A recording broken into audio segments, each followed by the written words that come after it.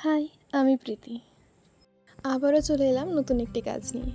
যদিও নতুন কাজ বলা ভুল হবে, কারণ কাজটি ছিল জানুয়ারি মাসের। আলিপুরদুয়ারের পদ্মেশ্বরী হাই স্কুল, সেখান থেকে একজন শিক্ষক আমার সাথে যোগাযোগ করেন আর্টটা করার জন্যে। আর্ট বলতে ক্রাফটিংয়ের কাজ। সেখানে রাজা, রানী, হীরক, চড়ক, এক্কা, গোলাম এরকম কিছু কিছু ক্যারেক্টার আমাকে বানাতে হয়েছে কাগজ দিয়ে। কাগজের মধ্যে তো কালারিং পেপারকে কেটে আমাকে মোট 25টা ক্যারেক্টার মানে 5টা-6টা ক্যারেক্টার 25টা পিস বানাতে হয়েছে। তাসের ঘর নিয়ে একটা নাটক, সেখানে স্কুলের 75 বছর পূর্তির জন্যে এই নাটকটি অনুষ্ঠিত হয়েছিল। তারই সেই চরিত্রেরই যে পোশাকগুলো আমি বানিয়েছিলাম। তারপর স্কুলে আমি ডেলিভারি করতে যাই।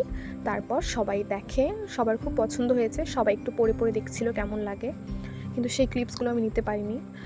ওখানে গিয়েও আমাকে আরও কিছু কাজ করে দিতে হয়েছিল। মাথার ক্যাপ, এগুলো ক্লিপস নেওয়া হয়নি।